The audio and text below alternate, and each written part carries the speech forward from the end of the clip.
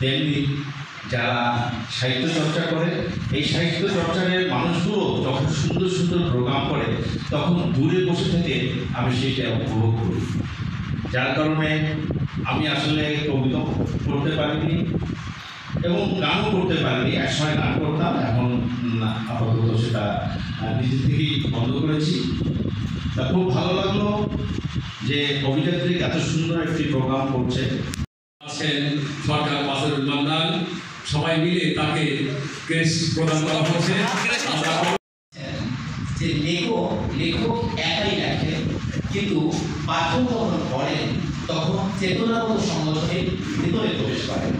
কেননা ভাষা, চিন্তা, সৌন্দর্য, শ্রেণীগত রুচি মিলেই এমন চেতনাগত সংগঠন সৃষ্টি হয়। চেতনা কারণ স্থির ধারণা নয়, চলমান। সৃষ্টির ভিতর দিয়ে চলমান চেতনাগত জায়গায় মানুষ স্বপ্ন, আকাঙ্ক্ষার প্রতিফলন ঘটাতে চায় এবং ঘটায়।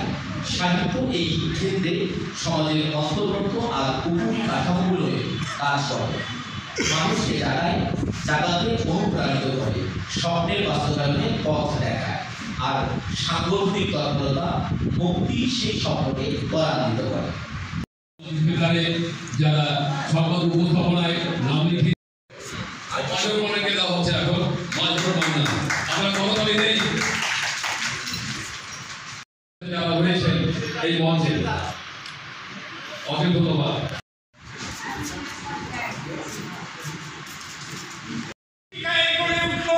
সারা বাংলাদেশে মুখরিত চেতনায় নজরুলের জাগ্রত অহিনা তুমি জানিয়ে দিলে সারা বাংলাদেশে।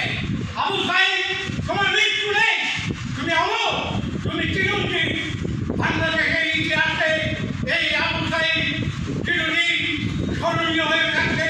আমার হৃদয়ে লাইন সেই নাম আবু সাইদ, আবু সাইদ।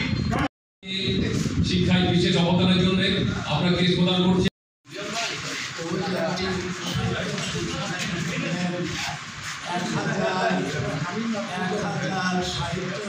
সাহিত্য সভা এবং সাংস্কৃতিক অনুষ্ঠানে আমি উপস্থিত ছিলাম। আল্লাহর কাছে প্রার্থনা করি যে আমার সৌভাগ্য সে অনুষ্ঠানে আমি উপস্থিত ছিলাম। অভিযাত্রাকে যাত্রা শুভ হোক, দেশ ও জাতির জন্য অভিযাত্রী তার লেখনী চালনা করুন। পরম করুণাময় আল্লাহর কাছে আমি প্রার্থনা নিবেদন করতেছি।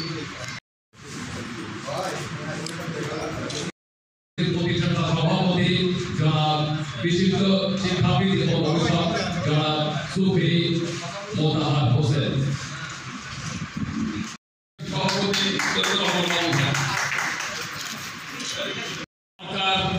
মাঝহারুল মান্নান।